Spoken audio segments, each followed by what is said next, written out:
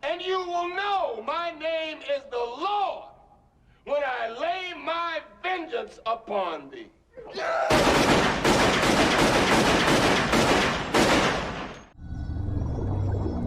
Ladies and gentlemen, welcome to Torghast. I was so excited for this place. For so long, we've been asking Blizzard to let us just kind of let loose and have fun without wrecking the game. And Warfronts and Islands seemed like the perfect opportunity for that, where we could have had vehicles and crazy things happening. But it's localized in those environments. And now they've finally done it. And boy, did they do a good job. For a first draft, my God, they should be proud of themselves for this thing.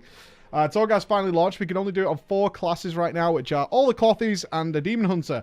That's it, because they're still working on the Anima powers and the Bastion powers, the Covenant powers, no doubt. So they want to make sure there's lots of testing focused on there. And one of the great things Blizzard has done is give us Torghast early, because Torghast is going to be an ongoing thing throughout the entire expansion. You'll be done with the zone storylines. You'll be done with that stuff at some point, probably the first few days for many of you. But Torghast is going to be your weekly thing. This is where you get your crafted legendaries, you get your recipes, get some soulbind stuff. This all comes from Torghast. So it's important that they get it right. And that's why they've given it us, like, at the beginning of the alpha test. Like, get in there. Get testing it now. We need this testing as much as possible. And that is exactly what we're doing. They've said this is the true alpha state. I'm going to quote them here. Torghast experience, as it is right now, is a true alpha state. It is not yet feature complete. Many design decisions are still being made. Due to our desire to get pointed feedback on class-specific Anima powers, we're only testing a few classes at this time. When it becomes available to play on the alpha, the following classes will be available that I just mentioned, and we'll keep you updated. Which means what you're seeing now is the early bare-bones version, which is why I'm astonished at how good this place is. So what is Torghast? The Tower of the Damned.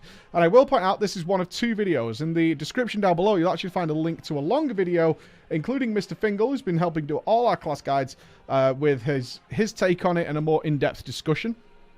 But I'm going to give you the overview. It's randomized as much as it can possibly be. The layouts and all that kind of stuff are as random as they can possibly be. And when I say random, you might have seen some people, I'm using quotation marks here, complete Torghast. By reaching level 72, where it currently ends. I do believe this thing is supposed to go on forever. And trust me when I tell you, the way that is done is by re-rolling, because we can enter as many times as we want, re-rolling Torghast until you get a favorable start. If that doesn't remind many of you of the Binding of Isaac, I don't know what will. That is what they're going for, a roguelike experience. So people are re-rolling Torghast as much as possible to begin the heroic mode. Now, currently in the alpha, we have 5 choices. We have 2 which are labeled as quest, which introduce you to the 2 different areas that are the mainstay areas, and they're very short. They finish at like level 6. So they're just kind of an introduction, show you how it works, give you a layout, not particularly difficult. Then we have the choice of easy, normal, and heroic. Now, from what I know, when this goes live, there'll be none of those choices. You won't have easy, normal, and heroic. But the way it works right now is easy starts you at floor 1. Normal starts you about floor 12, I think it is, or it might be earlier. And if you choose heroic, that starts you at floor 24. But it also starts each of those modes with no Anima powers. This means that on heroic, the first couple of levels, like level 24, is so hard, it's unbelievable. That's why people are re-rolling it constantly to try and get a favorable start in heroic. I mean, when I say favorable, something that's doable.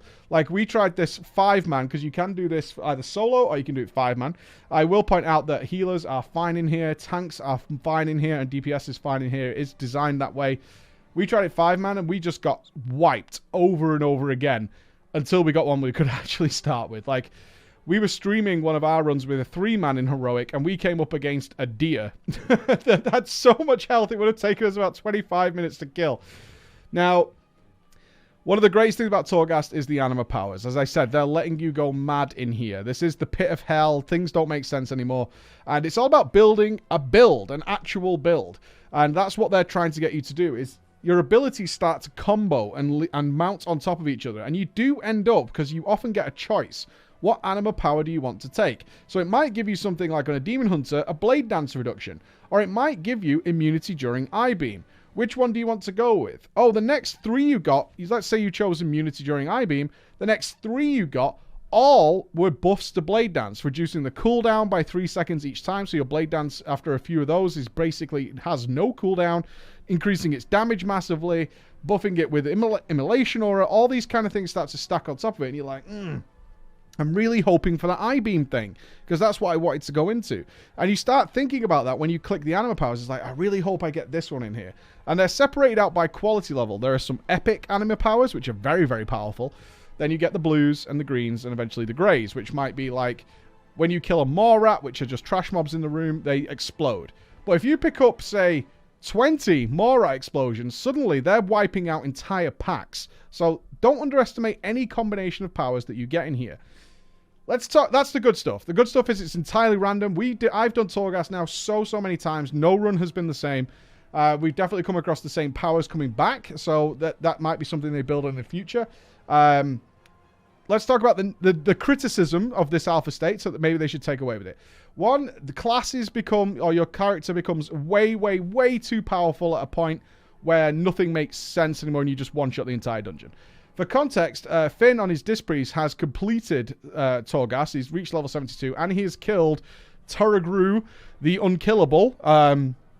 This is not time-based, which I know many of you will be happy about. Like, you can go for a break. We did that every time with our groups. They are looking to change that a little bit, so people aren't just waiting for Bloodlust every time they do a pack. Things like that. So they're trying to do something along those lines, but they really don't want to put a timer in there. Instead, it's based on deaths. You get a certain amount of deaths per floor. It will reset when you move to a new floor. And if you reach that limit, Tarragrue is coming for you. This giant monolithic beast is coming for you. And it just says, if he reaches you, he will kill you. Let me tell you, if somebody who's died to him, he does kill you. Now, you've probably seen people actually killing him. Yes, it is possible right now to kill him, although in the alpha preview notes, it does say he is unkillable. It says, the Tarragrue cannot be defeated. Well, there are whispers that it's possible to slow him. You can CC him. You can slow him down. You can also kite him, which we had somebody do for us while we finished the boss, is we literally had someone kiting him in circles. So I imagine the Tarragrue is going to undergo massive changes. They want him to be terrifying and going to kill you, this giant lumbering beast, and he is such a wonderful model. Like, whoever created his model was like, make something terrifying. I got this, fam. And he went to town on it. He absolutely went to town on it. What a good job they've done there. Right, some criticisms then. You completely at a certain point, there's like a break point where you outscale everything that's on every floor. So I've no doubt they're going to either bump up the difficulty or go for pure. This is the company that made Diablo. They know what they're doing with this stuff, right? Once you start doing millions of damage, which you definitely do, they need to either counter that with mobs, or they need to slow down the rate of your scaling. Because right now they're giving us like 10% crit damage, which you can keep getting and keep picking up, especially the more floors you go, the more chances you get, and then eventually you can end up with like 300-400% crit damage, and you're just doing so much stuff, because you can also pick up critical strike, and you have 100% crit, you can have 100% of everything else, if not more, and at that point you're just destroying absolutely everything, and the mobs don't stand a chance. So at that point, to give it in context, it's taking some people like 2 hours to do the first couple of floors on Heroic.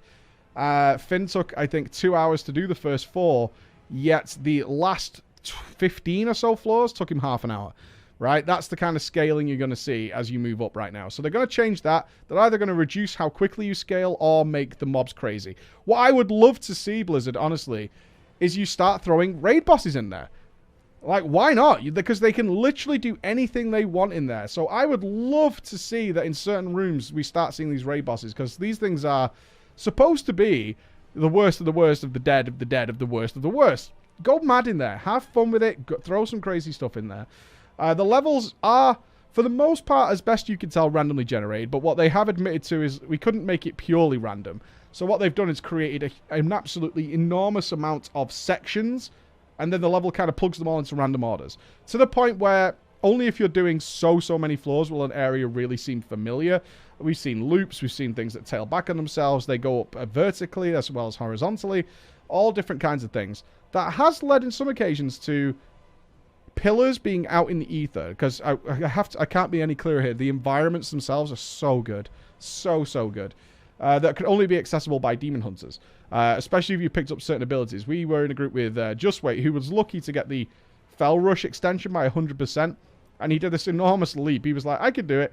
And then he went off on his own. We all had to watch as he picked up extra powers than we had. Maybe they want to look at that. Because for those of us who couldn't reach it, it was like, oh, oh, that kind of sucks. Things like that. It needs tweaking. I'll also say the fun class abilities aren't exactly balanced yet. Like, I've done it on Mage and Demon Hunter mostly. Demon Hunter is hilarious fun. I cannot wait to get a warrior in here. Torghast is going to be a reason that a lot of players level their alts all on its own. Like, right now, I've seen one of the zones, and Torghast, I can tell you now, people are going to level alts just to piss about in Torghast. That's going to happen. But on top of that, my mage didn't really get fun ones. He got, like, Frostbolt reduction, some mirror image stuff, and basically, like, stuff that modified Time Warp. You know, Bloodlust debuff lasts longer. The debuff, the actual buff lasts longer, stuff like that. It was like, compared to the 0 cooldown Fel Rush that I had on my Demon Hunter, it's not as good. Although mages do get moving Ice Block with an ability called Warm Socks, which is hilarious. They did get... you can only blink and you can't move, and they have some really funny negatives. There's ones where you're not allowed to you're unable to backpedal anymore. You can get one where you're not allowed to jump anymore. You gain a big buff, but you can't jump anymore, which cripples Demon Hunters. One where you gain a big buff, but you can no longer walk backwards. You literally press the key and nothing happens. Things like that are really fun. But I would say Warlocks, Mages didn't seem to get as much fun stuff. They did get some cool stuff where they had to remember, like, a DDR puzzle. They had to cast certain mage spells in an order in order to gain a buff per floor, which was really fun. They had to, like, they could see it, but then they had to remember it, etc., etc. That was kind of fun, but more class-based fun stuff would be fun to see. That would be really nice to see. I'm going to do a couple more runs and see if there's something I missed, but definitely seemed favorable towards the Demon Hunter. As I said, healers are fine here. Finn did it on his Disc Priest.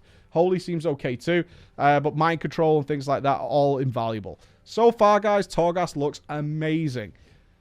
I can't wait to see how this develops. I cannot wait. I mean, how good is Shadowlands looking right now? Unreal. Thank you so much for listening.